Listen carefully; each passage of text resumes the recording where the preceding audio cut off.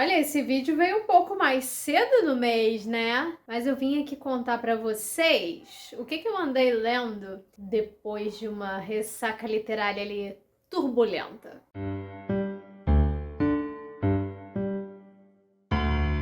Olá, sejam muito bem-vindos ao canal. Eu sou a Ana Luísa Temponi e normalmente eu faço esse vídeo de 2 em 2 meses para dar tempo de acumular a leitura, para eu vir falar com vocês sendo mais sucinta, mas eu resolvi que eu vou mudar esse parâmetro aí e talvez eu traga esses vídeos mensais. É aquele negócio, vamos ver, vamos sentir como é que isso vai ser, né? Então, como eu tava comentando aqui, em abril eu tive uma das piores ressacas literárias da minha vida. Eu simplesmente lia uma frase e não conseguia dar seguimento. Aconteceu, gente, aconteceu. Contei isso tudo aqui no canal, mas felizmente passou, chega, acabou, não me pertence mais. E tem hora que, assim, realmente não dá pra forçar, não tá fluindo, cara, para que em algum momento você vai voltar. O problema é que ler é uma das coisas que eu mais gosto de fazer na minha vida. E quando eu tô sem ler e eu não tô conseguindo ler, aí dá um ciricutico. Tanto é que eu fiz aquele vídeo lá de lendo 10 capítulos de 10 livros. Eu li os 10 primeiros capítulos dos livros que eu selecionei lá. E foi o que deu certo na minha vida. Eu vou deixar o vídeo no box de descrição, caso você queira assistir,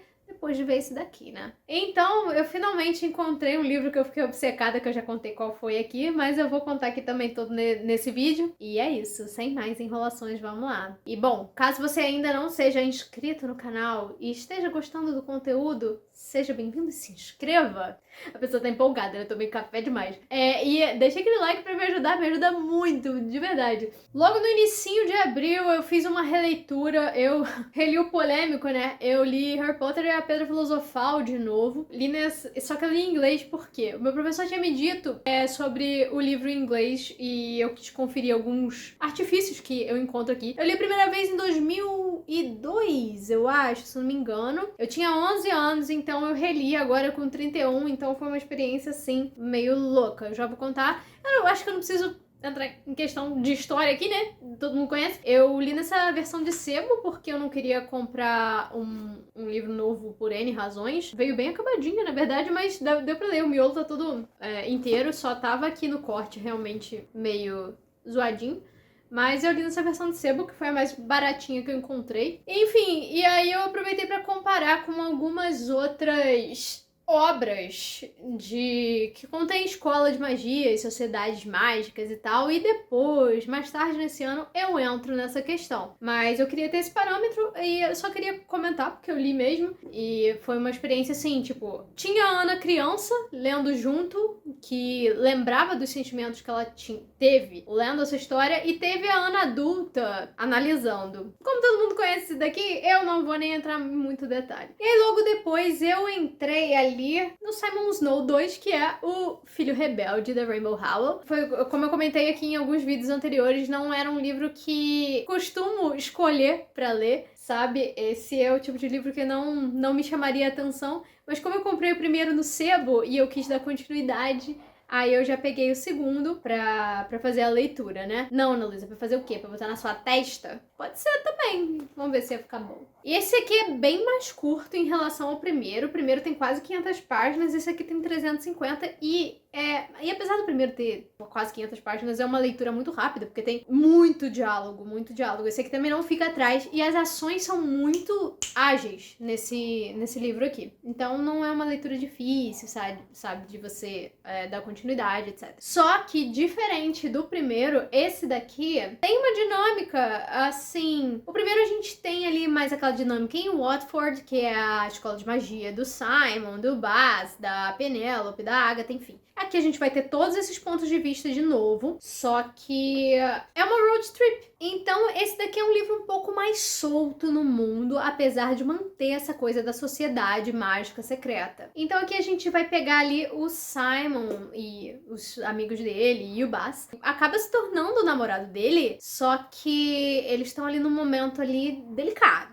Então eles estão lidando com as consequências do final do primeiro livro, não vou comentar aqui porque é spoiler, mas são coisas muito sérias, e com a asa que ficou E o Simon também vai lidar com a questão mágica, muito da questão emocional dele aqui também. A gente, claro que vai lidar com o Bas emocionado, meu primo da literatura. Eu sempre falo isso aqui, Bas é meu primo da literatura. Olha lá. Inclusive, eu me identifico tanto com ele que dói. Eu sempre tô me identificando com algum vampiro emocionado. Deus me livre, cara. E assim, a gente vai ver também mais dessa relação deles dois, que no primeiro livro é ali pautado num haters to lovers.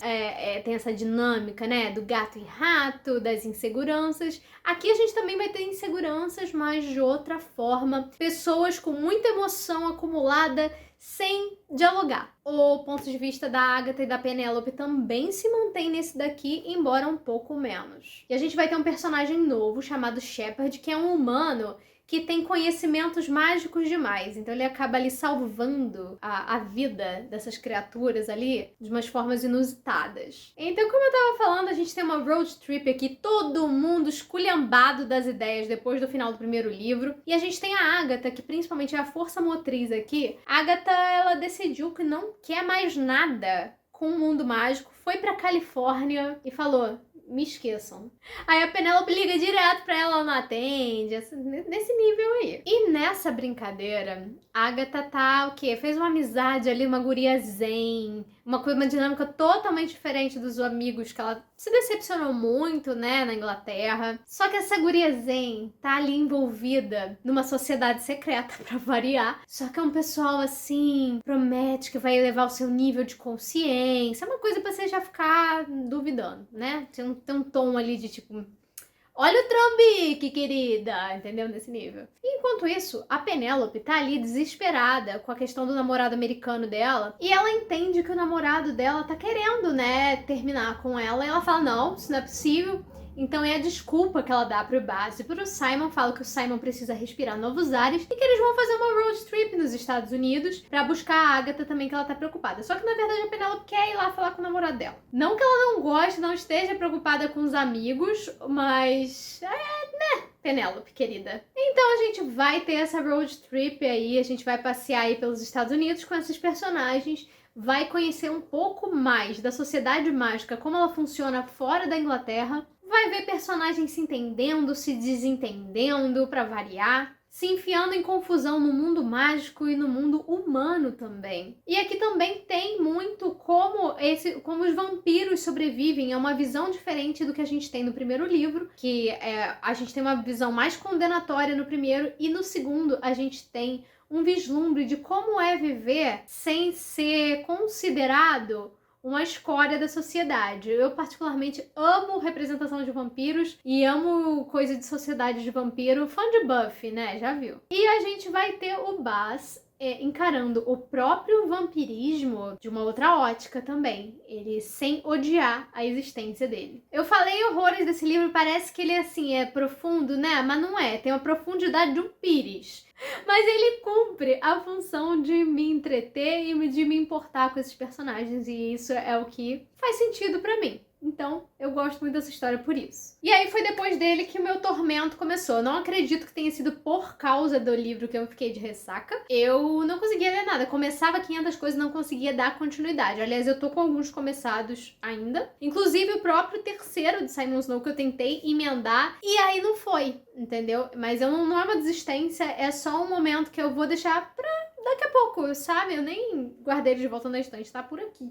Tá aqui. Aliás, aqui, esses 4 aqui estão começados porque eles são desse momento e são alguns do que eu não quis deixar em stand-by e eu vou terminando com calma. E aí, depois daquele vídeo dos 10 capítulos, eu consegui escolher 2 leituras que deram muito certo pra mim, comentar aqui pelo menos com mais afinco uma delas, que foi A Glória e Seu Cortejo de Horrores, da Fernanda Torres. Eu ganhei recentemente esse livro de Páscoa e assim, da onde que eu tirei que isso aqui era comédia? Talvez pela capa? Sim. Talvez influenciada por ser fã da Fernanda Torres? Sim. Porque a Fernanda Torres, ela é engraçadíssima como atriz, né? Pelo menos nos trabalhos que eu já vi. E eu falei, vai dar seguimento aqui na literatura? Pra quê, né? Um tapa doeria menos. E aí eu achava que eu ia encontrar piadinha, coisa leve pra eu passar meu tempo. O primeiro capítulo é bem espirituoso. Ai, que dor. E nota, isso não é uma reclamação, tá? É só um fato que eu fui enganada por mim mesma. por eu mesma. Enfim, esse livro é triste pra caceta. Pouquinhas páginas, por sinal. A história vai contar a ascensão e a queda de um ator chamado Mário Cardoso, e daqui não é alusão ao Mário Cardoso real, eu acho, pelo menos. Não parece ser. Aqui, no caso aqui, é um Mário Cardoso fictício. E esse ator, ele fez muito sucesso ali na década de 70, 80, conseguiu levar um pouquinho adiante também, e caiu em esquecimento nos dias mais atuais. No caso aqui, esse livro é de 2017, 2018, então acredito que seja por aí. Então é um livro também que vai comentar sobre o ofício do ator nos dias atuais. Então a gente vai ver aqui muita passagem pelo teatro, pela televisão, pelo cinema da época, entendeu? Praticamente um Evelyn Hugo brasileiro. Mentira, a gente não tem nada a ver um com o outro, tá? Só pra constar, essa é uma piada ruim. Esse é um livro que não tem capítulos numerados, ele é bem dividido, ele é pequeno. Ele tem uma espécie de fluxo de consciência aqui, ele vai e volta com muita fluidez, mas não é difícil. Eu normalmente tenho um pouco de dificuldade com livros com fluxo de consciência, esse daqui eu não tive. E ele visita esses pontos mais marcantes da vida do Mário, que culminaram em ações nos tempos atuais, né? Aquela coisa de causa e consequência. E também comenta sobre as pessoas que passaram na vida desse homem, sabe? Ele foi um ator muito importante, caiu no esquecimento, resolveu fazer uma montagem de Rei Lear do Shakespeare, que ele achou que ia revolucionar e deu tudo muito errado e aquilo afundou ele mais ainda. Tipo, acabou de enterrar a carreira dele, saca? Esse é um livro muito pesado em alguns momentos, tem uns temas bem sensíveis aqui, apesar de achar que a Fernanda lidou, tá certo? Lidou com eles de uma forma até cuidadosa. Tem alguns termos aqui que eu acho que a gente não se usa mais hoje em dia. Ela usa um pronome equivocado com uma personagem que é travesti e assim. Mas assim, tirando esse fato, a história assim é impecável. O personagem principal é um cara horrível, na real, sabe? Assim, com esse filtro de moralidade, né? Cara, assim, que a gente não tem como gostar dele, mas ao mesmo tempo você fica fixo na história dele, querendo saber o que vai acontecer ali. A gente se conecta com ele independente disso, sabe? Então ali, além das memórias dele, que estão sendo um pesadelo na vida dele, ele tá lidando com uma mãe com uma espécie de demência que não chega a ser Alzheimer, mas é o suficiente para tirar ela da consciência, da lucidez, né? Ela tem alguns picos de lucidez, mas a maior parte do tempo ela também tá revisitando alguns momentos do passado dela. Então o Mário começa a repensar muita coisa da vida dele, ele olha para a família dele, ele acabou deixando de lado, de certa forma, não sendo tão presente, porque o trabalho do ator requer que você esteja ali 24/7, então sua família fica em segundo plano. Em alguns casos, é claro, eu não posso falar por todo mundo, mas nesse caso do Mário ficou. Ele olha com encanto por uma vida mais simples e com ojeriza ao mesmo tempo, trabalha muito com a dualidade, sabe? Eu gosto muito de ver personagens na literatura que não necessariamente são bons, não necessariamente são ruins, mas fazem coisas que são legais e coisas que são péssimas na vida. O que é isso aqui no meu livro? Ah, pensei que era traço, que susto. E é um livro que, assim, se você estudou teatro um dia, tanto profissionalmente quanto por hobby, não sei, você vai sentir uma familiaridade com algumas coisas que a gente passa, tanto boas quanto ruins. Eu sempre comento aqui, minha formação é como atriz, embora eu não atue nos palcos hoje em dia, então eu já passei por coisa dessa, né? A gente sempre passa por uma figura, um diretor que acha que tá sendo revolucionário, político, e na verdade é super raso das ideias, assim como tem outros que são realmente muito profundos, até aquelas pessoas que têm uma segunda intenção ali pra querer te colocar no papel X ou Y, entendeu? Tem isso aqui no livro também, mas também fala muito das partes boas e da parte visceral de viver um personagem, de viver uma vida que não é a sua necessariamente, mas que você tá emprestando um pouco de si. E também dessa coisa de tipo, até que ponto eu posso chegar num personagem e ter o controle como ator ou perder completamente esse controle. É um tópico que a gente conversava muito no teatro também, então tá presente aqui. Acho que é inevitável, se você é ator ou trabalha com dramaturgia de algum jeito, não passar por algumas coisas que o Mário passou. Mas se do contrário você também não tem vivência no teatro, não é um impedimento para aproveitar esse livro. Então eu acabei me emocionando em algumas partes, independente de eu odiar o Mário ou não, quer dizer, no caso, eu realmente não gosto dele, eu correlacionei muito com a minha vida, pegou num aspecto muito pessoal, algumas escolhas que o Mário fez, eu fiz completamente o contrário porque eu consegui ver umas coisas de fora. Enfim, aí já entra uma questão pessoal, no vídeo não é sobre isso, né? Mas é impressionante como eu tive atitudes muito diferentes da dele e vejo o que culminou num personagem fictício e